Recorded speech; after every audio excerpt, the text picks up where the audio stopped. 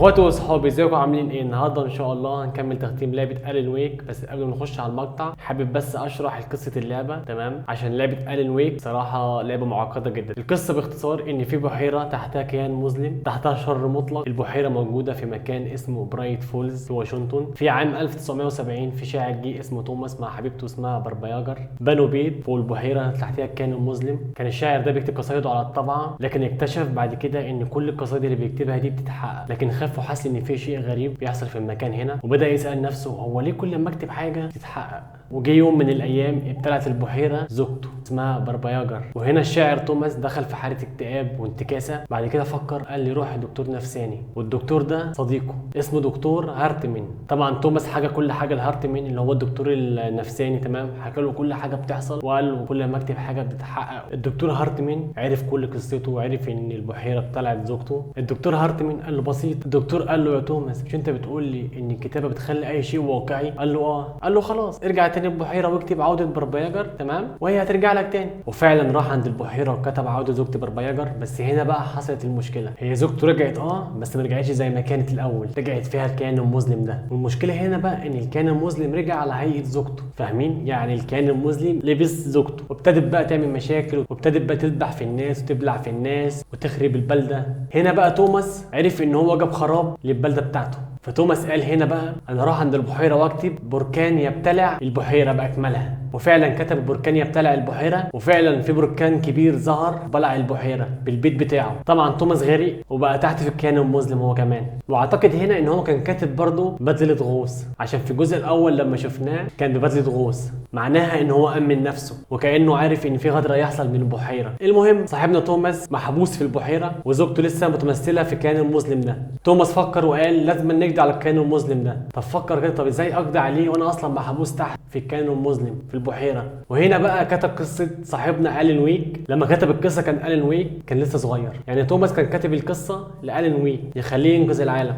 من بربياجر. كل الاحداث دي في الجزء الاول. طبعا هي قصه معقده اصلا، انا تهت والله العظيم انا تهت. فالمهم نيجي بقى لعمنا مين؟ الان ويك. ده اصلا كاتب مشهور، كان عنده 5 كتب مؤلفها عن شخصيه محققه او محقق اسمها اليكس كيسي. اليكس كيسي، ركز معايا في الاسم ده عشان ده هنحتاجه كتير. اليكس كيسي. المهم الان ويك ده برضه يروح مع زوجته للبحيره دي، وبرضه يسكنوا في نفس البيت، برضه يكتب كتاباته. بالصدفه مراته برضه ابتلعها الكيان المظلم ده. فطبعا صاحبنا الان ويك بيبحث عن طريقه ان هو ينقذ مراته، وعرف ان الكيان المظلم بيبعت له الناس اللي هو ابتلعهم. طبعا عشان يقضي عليهم لازم ان يستخدم الكشاف بتاعه. واللي قال له اصلا عن موضوع النور ده توماس. طبعا هتقول لي ازاي توماس قال له، او توماس ازاي قال له استخدم الكشاف؟ انا هقول لك. توماس بيجي له على هيئه صوت في ودانه اكن حد بيوشوشه، فاهمين؟ وطبعا بدا يعلمه ان الكتابه هي السر في كل شيء، لازم تكتب في مخطوطتك انقاذ العالم. لكن صاحبنا الان ويك وهو بيكتب كتب بالغلط شخصيه ثانيه متناقضه ليه اسمه سكريتش. هو اصلا الان ويك بس هو شخصيه ثانيه، ده مثلا بيحب الخير ده بيحب الشر، فاهمين؟ ده اللي انا اقصده. طبعا الان ويك تجاوز كل الكلام ده وقدر يوصل لاداه اسمها كليكر، وقدر يطعن بربياجر في قلبها وينتهي الكيان المظلم. لكن طبعا صاحبنا الان ويك لازم ينقذ زوجته في الجزء الثاني، وفي الجزء الثاني بقى لازم الان ويك يكمل مخطوطته وينقذ اليس اللي هي زوجته. لكن عشان يقدر يعمل الكلام ده كله لازم ينزل تحت في الظلام. بصوا يا شباب عشان عارف انت زهقت وانا زهقت. بصوا يا شباب احنا المفروض ننقذ زوجته في الجزء الثاني، ولازم دلوقتي يكتب قصه رجوع الان ويك. والقصه دي هنشوفها في تختيم الجزء الثاني من لعبه الان ويك. انا نسيت اقول لكم حاجه، تمام؟ الشخصيه الثانيه محبوسه معاه برضه اللي انا قلت لكم عليها من شويه، لو هو بيحب الخير هي بتحب الشر، فاهمين؟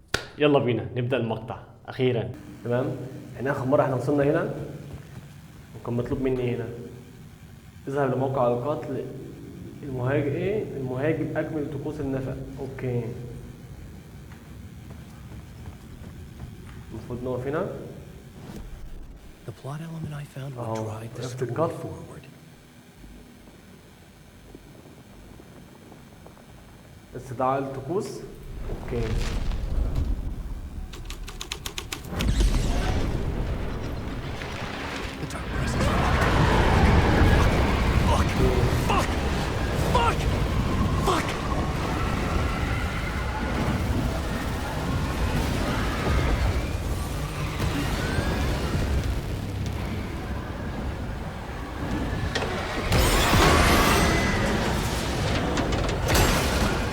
كده بيفتكر الايام اللي مر بيها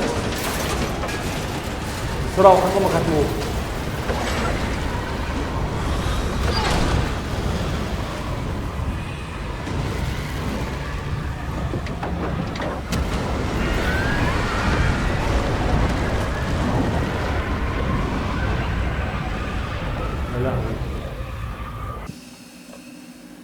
هنا بيقول لي اذهب الى موقع القتل، ادخل النفق المفتوح. ماشي. فين النفق ده بقى؟ ده؟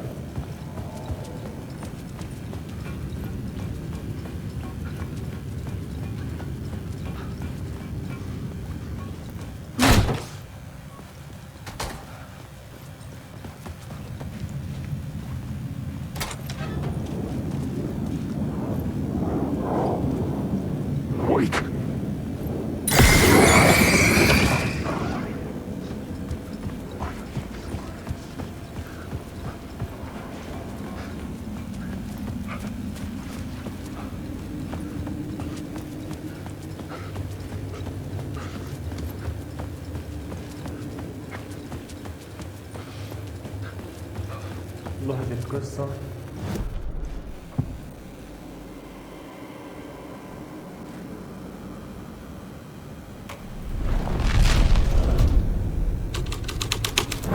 Things clicked into place. The story rang true. I was making progress.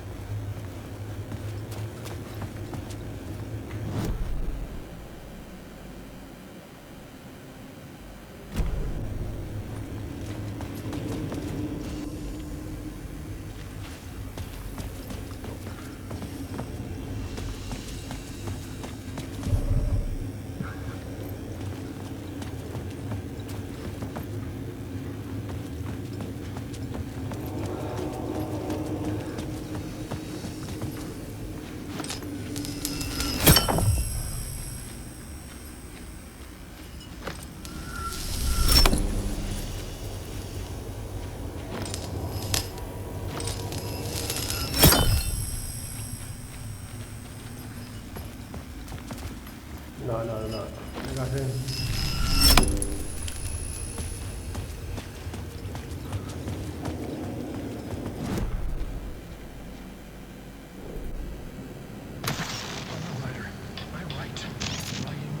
نكتب هنا المختفي الآن، والثاني هو المختفي.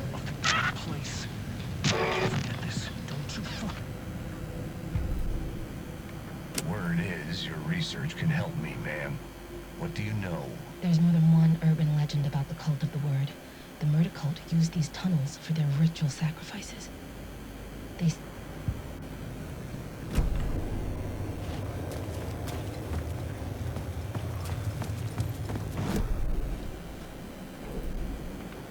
Go on, ma'am.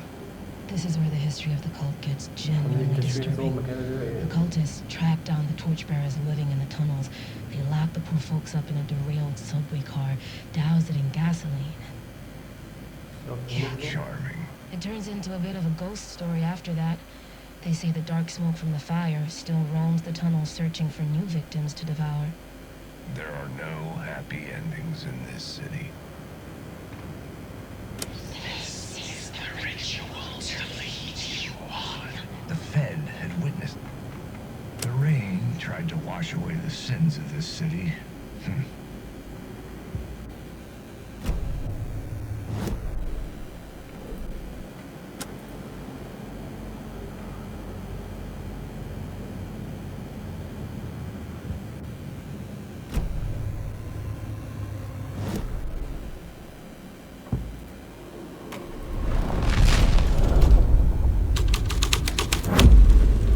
The story was taking shape.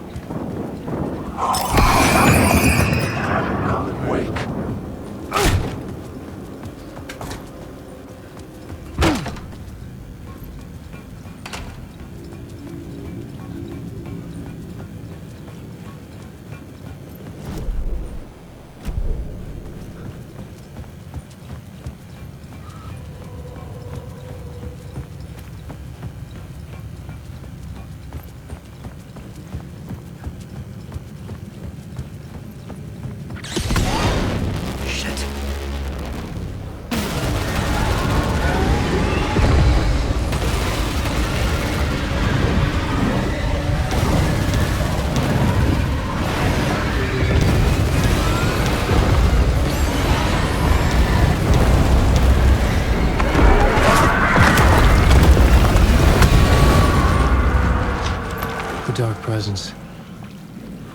I had seen it before. I remembered now. It was always out there, hunting me.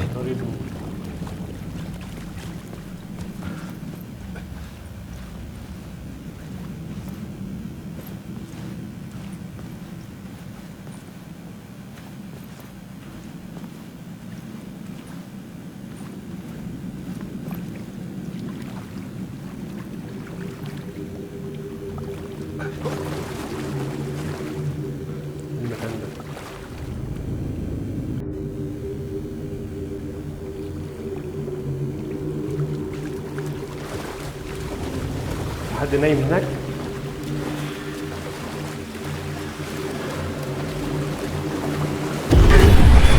I had found the murder site. Somehow the victim's heart was the key. ده اللي مات في أول اللعبة. ده اللي كان عريان خالص. اوكي. في كلام مكتوب اهو.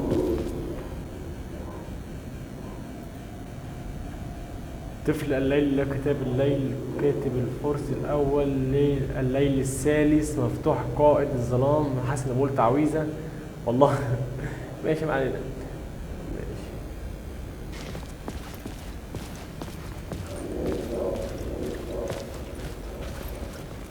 بص واخدين قلبه.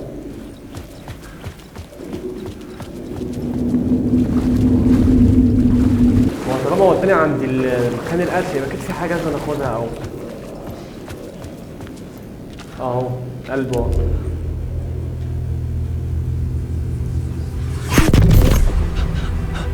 اختفى؟ Something had shifted. I felt an overwhelming closeness to home. دي المحققة اللي أنا كنت An بتفرج FBI عليها. agent? Who are you? هي دي What is المحققة. this? Who are you? She can hear me. I'm Saga Anderson, FBI. Help me get you. This is Alan Wake. I'm trapped here. The dark place. Under Cauldron Lake. That Cauldron Lake. Who are you? I'm trying to escape. I'm making progress, but I'm in danger. The dark presence. Help me. Please, help me. I could sense it. I was closer to home. Had the woman in the vision helped me somehow? Something had changed. Outside. Parliament Tower. Where I'd lived with Alice. It was out there. Waiting for me.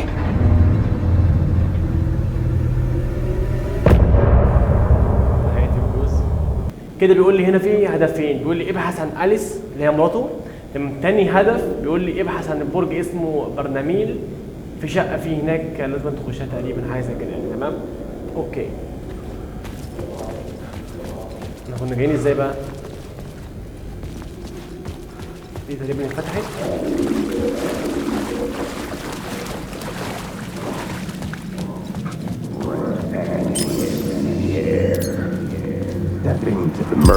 Stepping to the murder site, I'd felt it, hanging in the air. A meaning, the violent emotion of the act, like a cloud of wrath. The dead eyes of the victim staring at something it couldn't see, and yet...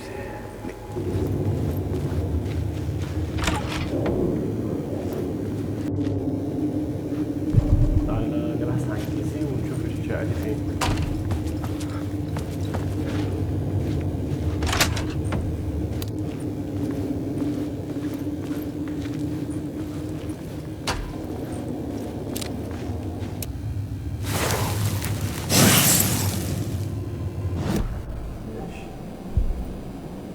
بيقول لي هنا المساحة الشخصية. اوكي.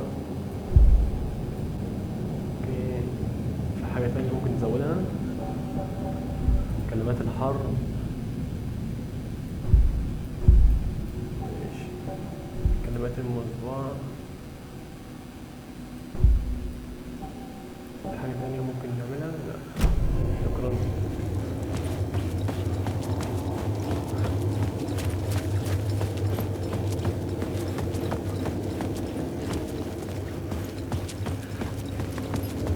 The station had changed. I was closer now. نطلع بره.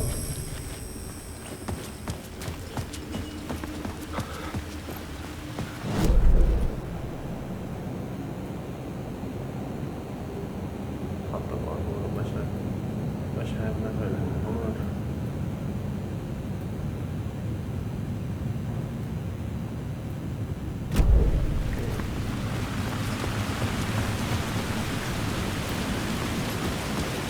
Parliament Tower, our home in New York.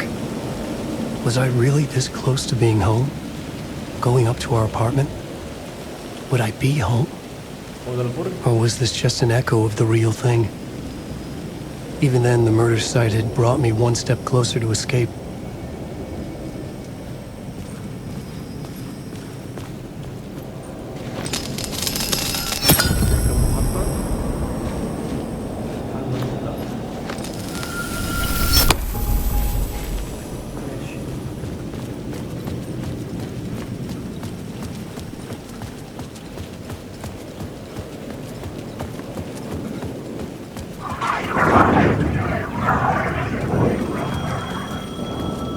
التليفون بيرن. The payphone at the edge of the plaza was ringing again. اشوف مين. رد يا عم يلا. Hey, Alan. Thank God he picked up. I thought I lost you again. Who are you? Why are you helping me? Did you go deeper? To the overlap? Are you talking about the murder site? Yeah, I did. I... That's fantastic, Alan. We're closer to getting out. We're making progress. Well, we would be if you would answer my damn questions. Last time we spoke, you were pretty worried about Alice. Did you ever check Parliament Tower? To make sure she really got out of the dark place? Well, of course she got out. That's why I'm here. That's the whole goddamn point. Be very careful, Alan. The dark presence is stealing from you. It can already manifest as your double. Scratch will come. Wait, hello?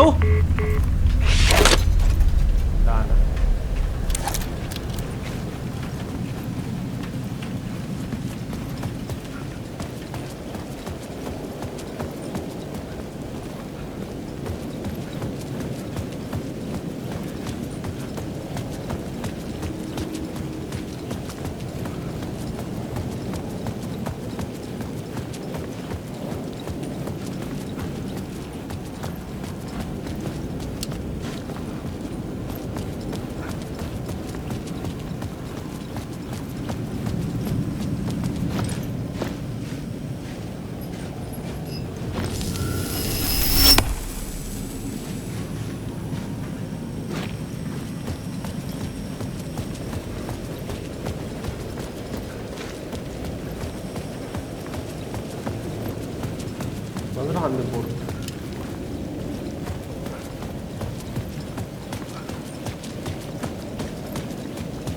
هو مين ده؟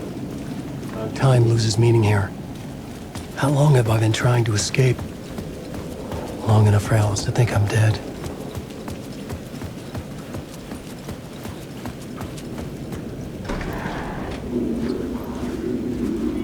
معيش بطارية، فأنا عايز أجيب بطارية. استنوا. أكيد في موارد هنا ولا هنا.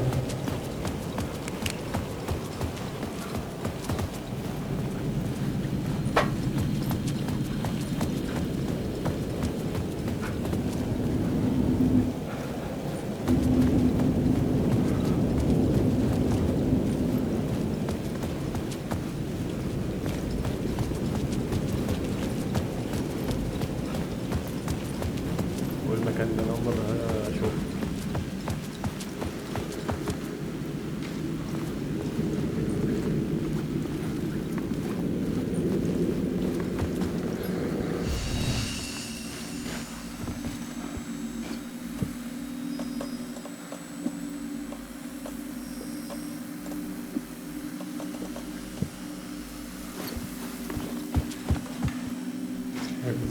يدوي.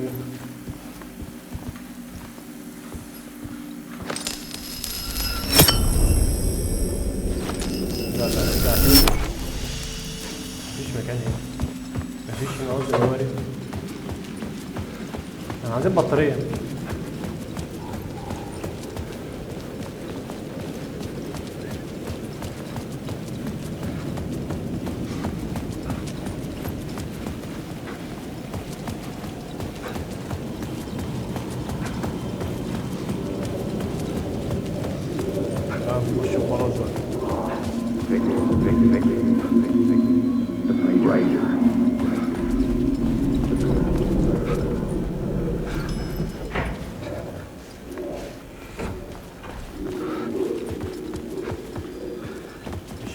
ايه ده انت خايف ليه كده في ايه يا عم؟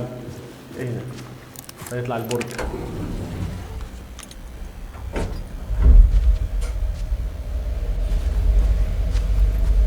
لما افتح اكيد في حاجه. اكيد لما يفتح الباب اكيد في حاجه. اكيد. اتخضيت والله. لا مني عارف بس اتخضيت. Alice's photo equipment, set to go off when the door opens.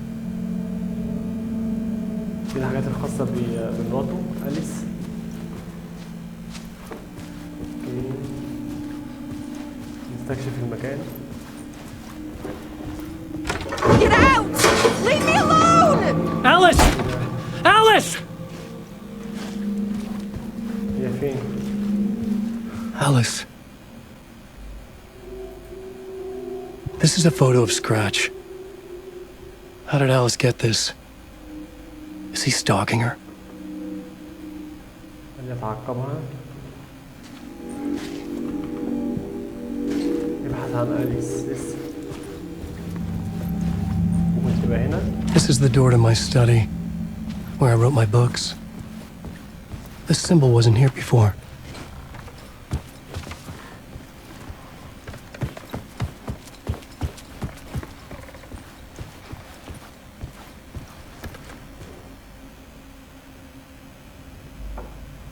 مكتبية للظلام ومسلم نقطة. الفيديو فين فيلم محترية القطع الفيديو هم بقى معرفش الترجمة دي ايه. تمام. انا حاسس ان الترجمة فيها لخبطة سيكا يعني بس حلو.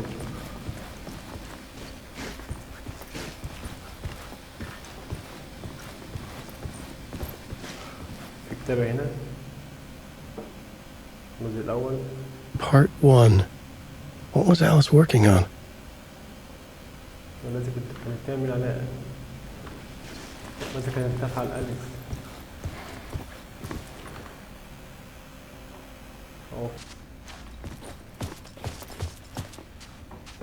اوكي. شوف كانت بتعمل ايه.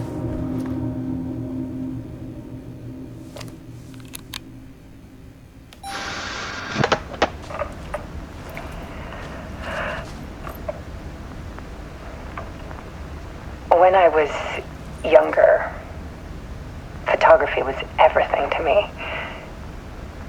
I moved to New York thinking I'd make it as an artist. And then I met Allan. We had a good thing. We were both dedicated by our creative ambitions. The only difference was that Allan's work made money. He brought me work when he could. I took his promo shots, created covers for his books. I'm sure he forced his publisher into it. I was taking photos, just not my photos. And that gnawed at me. Things got complicated sometimes, but that's life, right? We loved each other.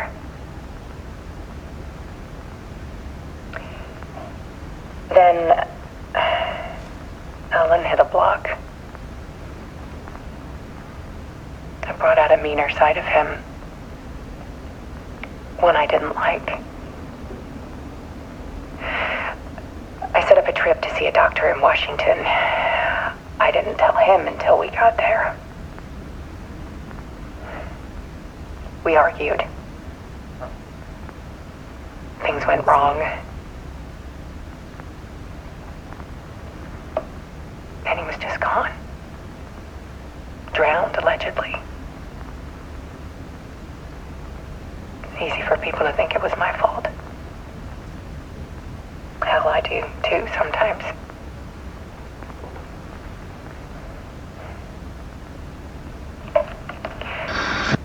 About 6 years ago,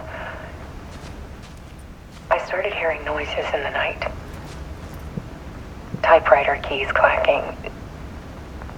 Voices. Allan was back. Haunting me.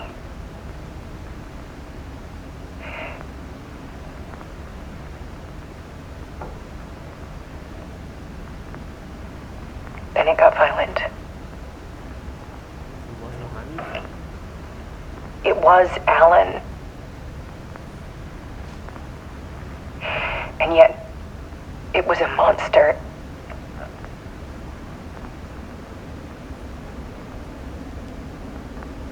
He always did have anger in him. ويمكن قصدها على التاني الشخصية التانية. I set up cameras around the apartment with motion sensors and flashes. Now, when the monster comes, I turn it into art. My nightmares caught on film. And this is the focus of my new exhibition. To show people the world is so much darker than they ever knew. I'm calling this exhibit The Dark Place.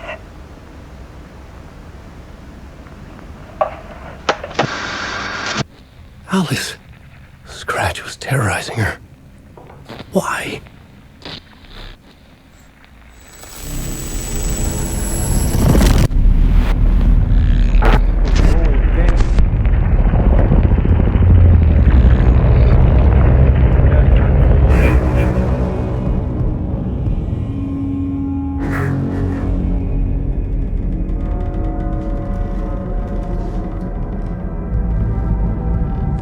I sat in the writer's room and wrote a story. Initiation. To project myself through the dark place, to look for a way out. The story had brought me here, brought me nowhere. Looped me back. I was writing the story. And in the story, I now stepped into the writer's room. But there was no one here writing it.